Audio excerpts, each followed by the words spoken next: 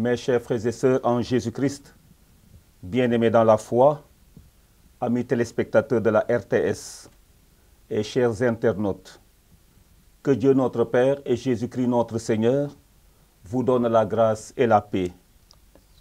Bienvenue à ce 3e numéro de notre émission religieuse hebdomadaire, Le Temps du Carême, que nous vous présentons tous les vendredis avec la collaboration de l'Office diocésain de communication de l'Archidiocèse de Dakar, Oficom. Vive le Carême comme Marie. C'est le thème général de notre émission qui, en communion avec toute la communauté catholique du Sénégal, place la bienheureuse Vierge Marie au cœur de notre marche vers Pâques, sur les pas de son Fils Jésus-Christ. Au menu de ce jour, nous allons vous présenter une grande figure de notre église locale. Il s'agit de Monseigneur Aloys Kobes, un évêque missionnaire qui a beaucoup contribué à l'évangélisation en terre sénégambienne. Raison pour laquelle nous avons la joie d'accueillir sur ce plateau la sœur Marie-Hervé de la congrégation des filles du 5 heures de Marie. Sumay mbokk yi gannaaw ba ma leen dalalee ak jàmm ci émission bile ñu jagleel kooru chrétien fas yéene nañu waxtaan ak yéen li jëm ci Monseigneur Aloys Kobes mi bokk ci ñi dëgëral te lawloo ngëmu chrétien fii ci suufu Sénégal ak suufu Gambia.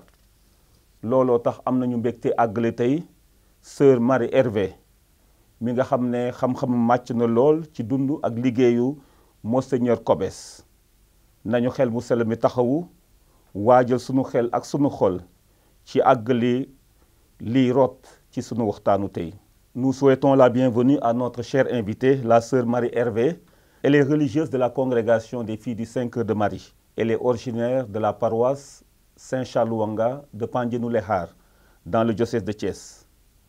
Titulaire du baccalauréat série D, mathématiques sciences de la nature, la sœur Marie-Hervé est envoyée par ses supérieurs à l'université de Dakar pour suivre des études en philosophie.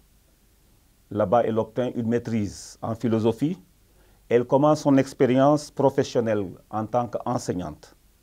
Elle sert tour à tour comme professeure de philosophie au cours secondaire du Sacré-Cœur, ici à Dakar, puis à l'Institut Sainte-Jeanne d'Arc. Après cette expérience professionnelle, ses supérieurs l'envoient encore poursuivre ses études supérieures en France, où elle obtient une thèse de doctorat en sciences de l'éducation. La sœur Marie-Hervé est la postulatrice de la cause de béatification de Monseigneur Aloys Kobes, une cause qui est introduite au niveau du dicaster pour la cause des saints. Alors, nous avons accueilli avec joie la sœur. On a essayé sommairement de la présenter. D'ailleurs, elle est venue plus nous présenter son papa, qui est Monseigneur Aloys Kobes. Alors, ma sœur, donc, dans le cadre de vos études, votre thèse de doctorat, qui est ici, alors, a travaillé sur la vie et les œuvres de Monseigneur Kobes. Pouvez-nous parler un peu de la vie de Monseigneur Kobes, sa personnalité, son charisme? Merci, Abbé Augustin. C'est avec plaisir que je prendrai la parole pour qu'on puisse découvrir ensemble cette figure presque méconnue. Et cette figure était même méconnue avant mes écrits par la congrégation des filles du 5 heures de Marie ainsi que les autres congrégations. On ne faisait que nommer. Qui est votre fondateur? Monseigneur Kobes. On le nommait. Mais on n'a jamais pu citer parce qu'on ne possédait pas ses écrits. Le Seigneur fait bien les choses. Par ce travail, au moins, on va écouter notre papa nous parler. Et ça, c'est très important. Sinon, on a toujours des récits de seconde main. Monseigneur Kobes nee na déedéet nañ ko bàyyi mu wax buñ ko bàyyi mu wax loolu moo gën a wóor loolu moo gën a ne jege ci dëgg bi. Donc, qui est Monseigneur Kobes qui mérite d'être présenté comme candidat pour une béatification? Kan mooy Monseigneur Kobes ba ñu wax ne nañu seet ndax bokk na ca gaañu sell ña wala déet. Je dirais d'abord que Monseigneur Kobes est un passage obligé dans l'évangélisation et le développement de l'Afrique. Parce que, une fois sur le terrain, le 15 mars 1849, l'agneau àgg Gorée. Par l'observation, il s'informe. Il cherche des solutions aux questions urgentes et planifie sa stratégie pour une évangélisation qui intègre toute la dimension humaine et le développement au travers des formations de toutes les couches de la société, notamment des jeunes. Et je préciserai qu'il est arrivé au lendemain de l'abolition de l'esclavage. Or, leur congrégation, qui était la Société du 5 heures de marée, avait pour grand thème l'œuvre des Noirs. C'est pourquoi le titre de mon travail, c'est Monseigneur Kobes et l'œuvre des Noirs. Parce que quand Liberman et le Vavasseur Tisserand fondaient cette congrégation, c'était pour aller au secours des Noirs qu'on a rapatriés de l'Amérique vers l'Afrique. Quand il trace son programme, surtout il va commencer par les jeunes parce que, dit-il, quand une personne est déjà adulte, ce qu'il a appris reste. Et pour corriger cela, c'est plus difficile. Tandis que commencer par le jeune, c'est quelque chose qu'il faudrait reconstruire, pas reconstruire, construire, parce que c'est plus malléable. Et une fois que le jeune est éduqué dans un certain sens, il aura du mal à oublier ce qu'on lui a appris. Tandis que l'adulte aussi, quand tu viens pour faire la catéchèse, une fois qu'on était adulte, c'est plus difficile aussi d'apprendre le catéchisme. On en sait quelque chose, nous qui avons été baptisés grandes. Donc, il lui-même trace le but général de ce qu'il pense faire. Le but général est de procurer aux enfants de l'Afrique occidentale. C'est vrai que les deux Guinées étaient du Sénégal jusqu'au Gabon, géographiquement. Donc, il s'occupe de l'Afrique occidentale. Kobes, comment il va procéder? Il dit l'œuvre de la mission, pour travailler en mission.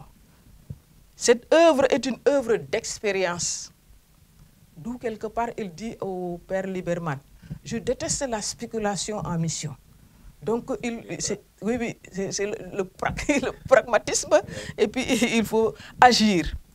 Il faut avoir égard, et il donne une méthode, avoir égard à l'ensemble, une vision générale. Distinguer le fond de la forme et juger sans préjugés et sans idée arrêtée. Donc ça, c'est tout un programme. Il ramasse dans sa manière de formuler les choses tout un programme qu'on pourrait développer de midi à 14 heures. Donc là, Monseigneur Kobes, on constate avec d'autres lettres, on va passer puisque le temps ne nous permet pas, tout dans la vie missionnaire de Kobes part de l'œuvre des Noirs. Quand il était tout jeune, il s'initiait à la mission de cette congrégation. Il dit, quand à Strasbourg, on me présentait des postes de professeur, on sait que Strasbourg, c'est sous concordat. On est fonctionnaire, donc on est à l'aise, laisser tout ça et aller choisir d'aller en mission, ça veut dire beaucoup de choses. Et ce qui le prend, il dit toujours, l'œuvre de Noir me revient malgré moi dans l'esprit. C'était une personne un peu mystique. Il était timide de nature, il aimait la méditation, et les bavarder beaucoup, ce n'était pas son fort. D'où Liberman est passé au séminaire 6 mois et n'a même pas eu la chance de parler avec le grand séminariste Aloïse face à face. C'est après dans du courrier qu'il dit « Saluez-moi Aloïse que je n'ai pas eu le temps, on n'a pas eu l'occasion de nous voir. » Et ça nous indique comment est sa personnalité.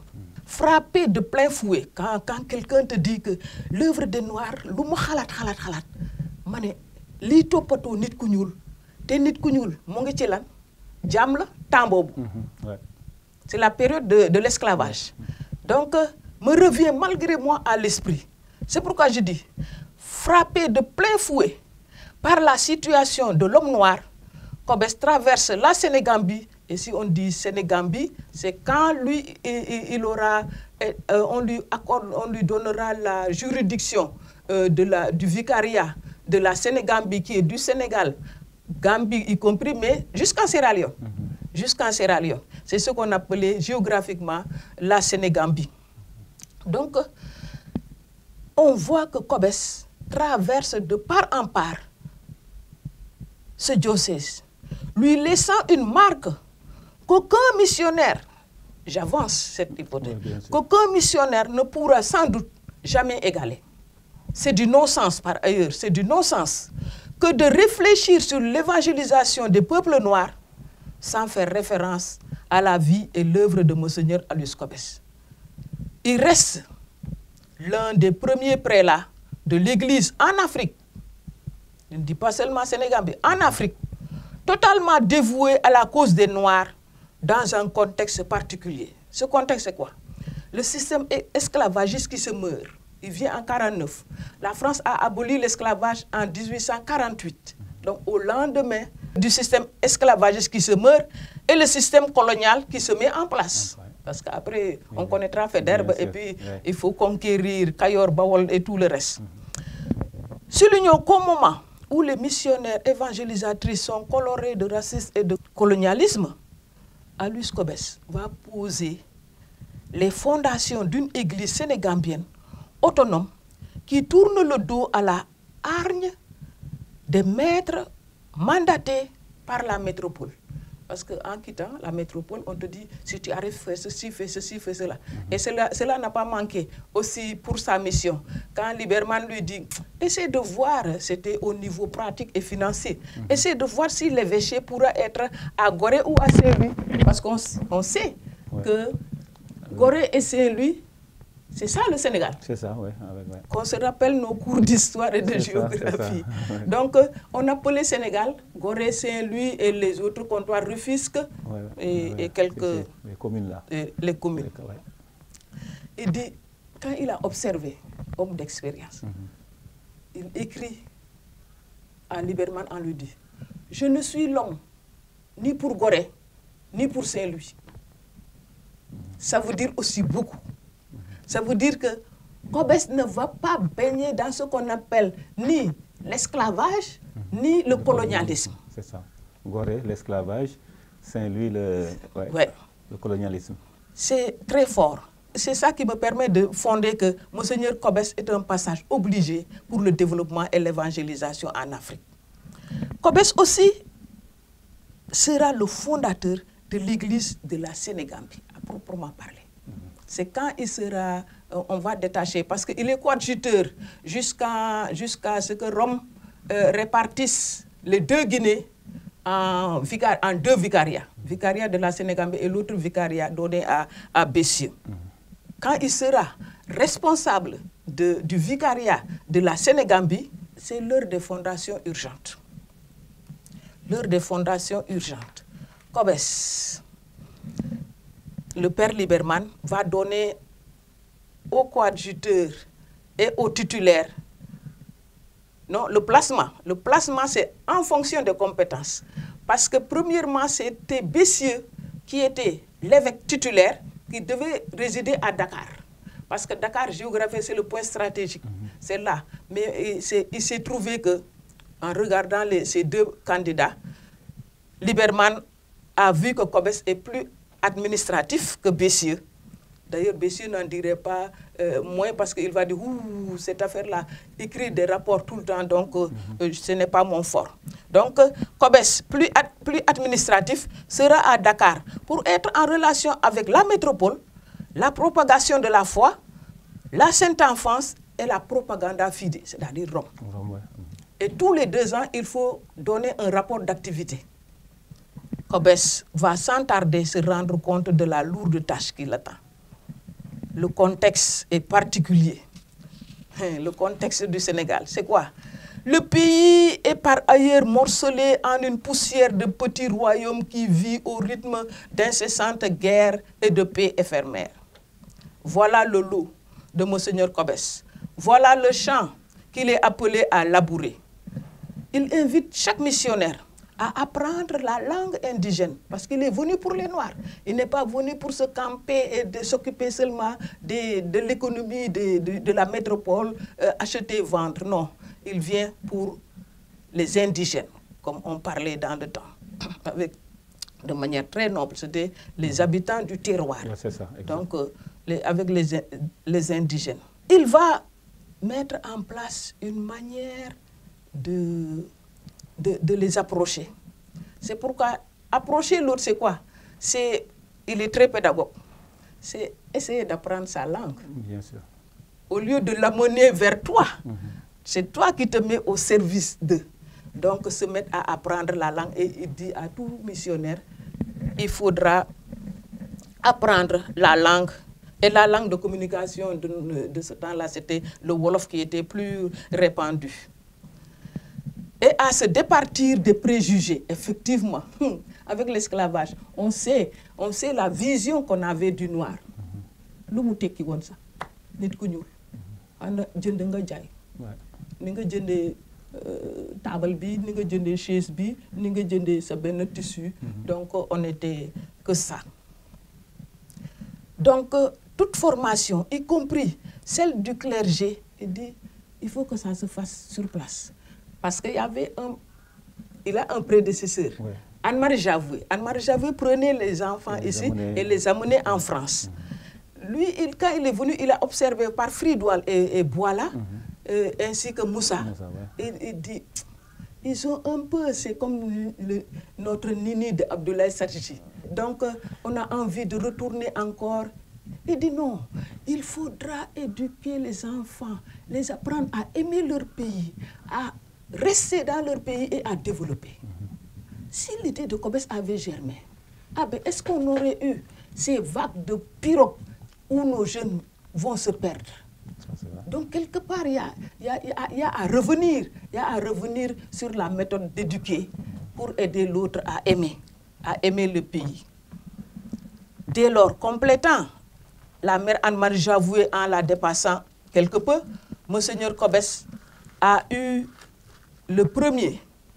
aura été le premier à donner à ce peuple la possibilité de faire connaître la valeur de sa négritude, pour parler comme le poète Senghor, en jetant les bases fondamentales pour une société plus humaine.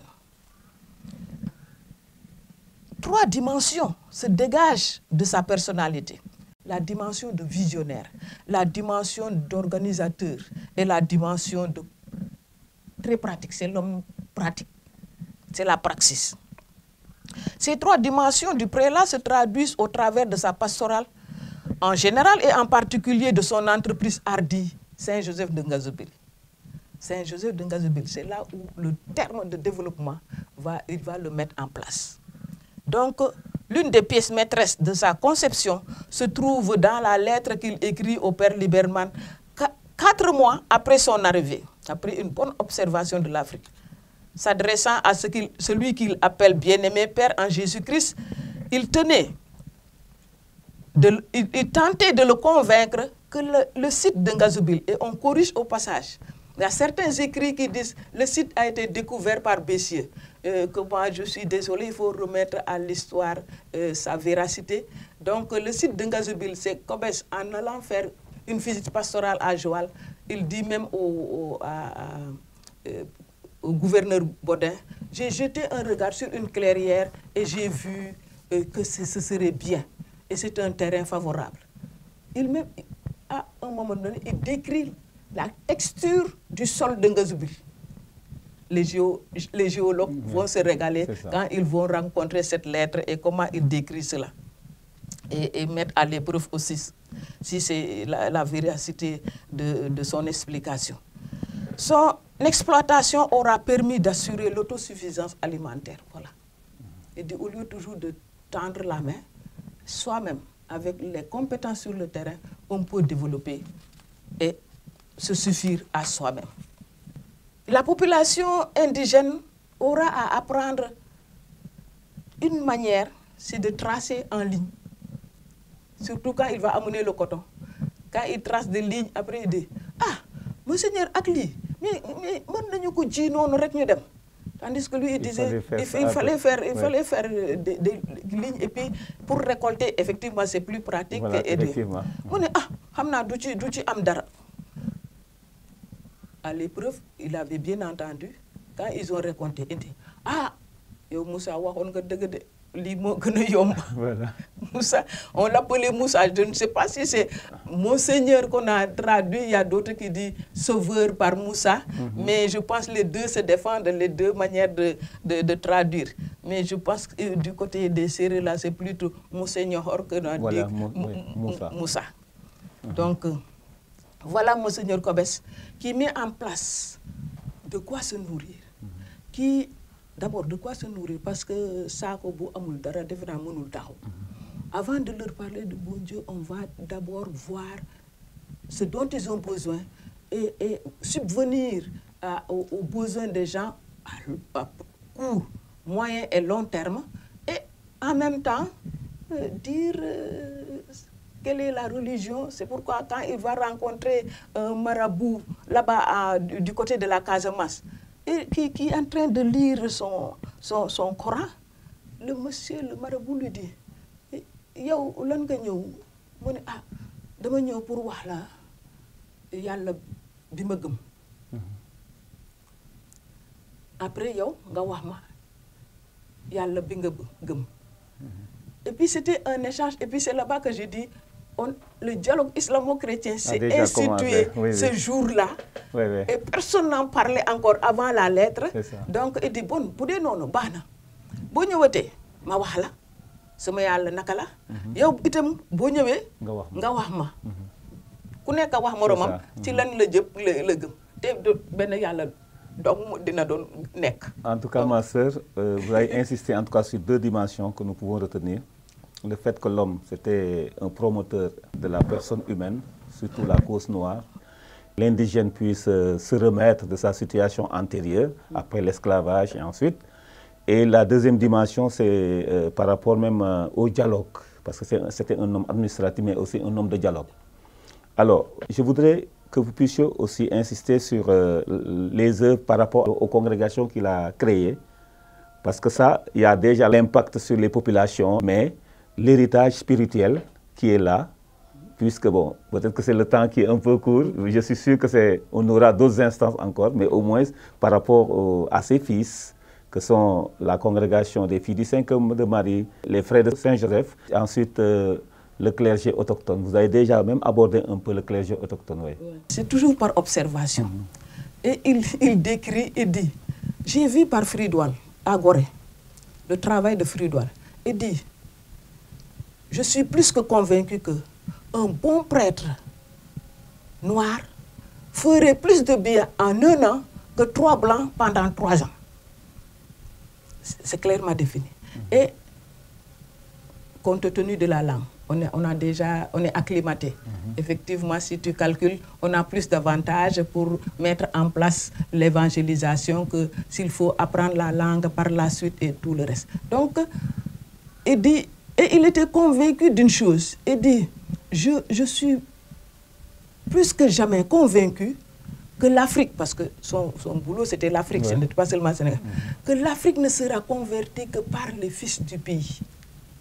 S'il y a un premier miracle, et tout va bien presque dire nañu di ñun ñoo fi nekk. Donc li Kobes waxoon am na mu ngi nii.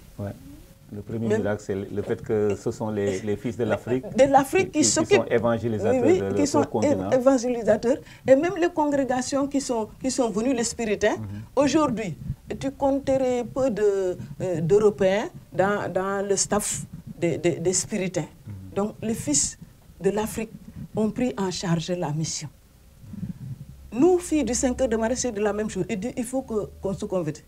Comme il fallait bien penser, quoique la femme n'était pas grand-chose, mais papa, à cette époque, croire à l'homme noir, et deuxièmement, croire à la femme pour dire qu'une vie consacrée est possible, mais c'est plus que de l'ordre d'un miracle, ça.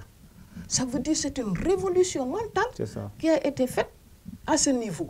Donc, lui, il pensait que l'homme noir peut quelque chose. Comme disait Obama, oui, on peut. pendant que les 3/4 ne croyaient pas à cela. Ça. Deuxièmement, je pense qu'il est vraiment un homme très cultivé. On trouve un décret au niveau de la propaganda fide. J'ai lu ça. Après, j'ai dit, pour se dire que j'ai fondé une église, il faudrait que tu aies la communauté chrétienne.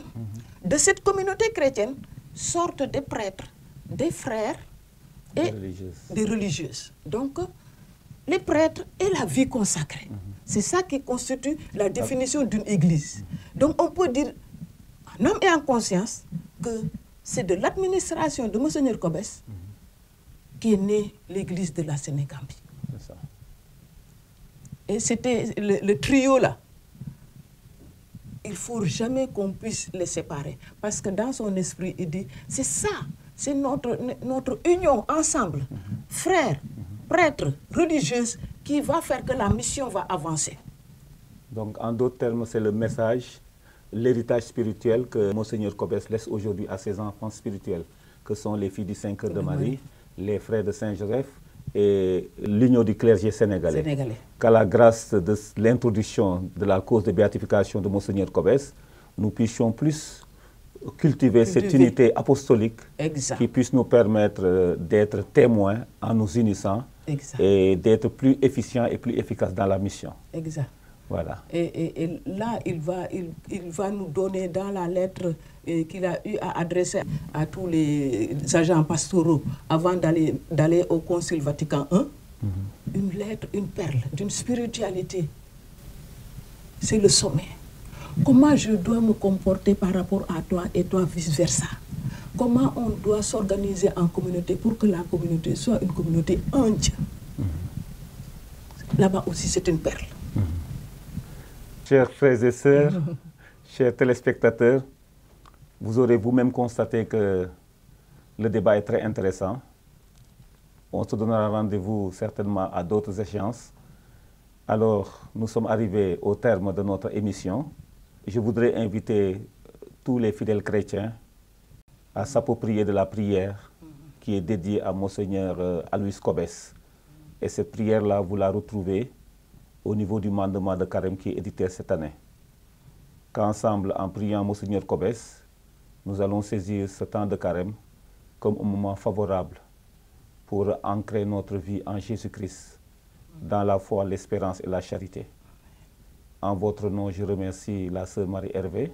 Nous continuons de prier pour que cette cause qui est déjà introduite par l'Église du Sénégal à Rome puisse trouver grâce devant Dieu et qu'avec l'appui de nos prières, Monseigneur Kobes, en plus des œuvres, de l'œuvre merveilleuse qu'il a déjà montrée, qu'il puisse encore agir en nous procurant des miracles.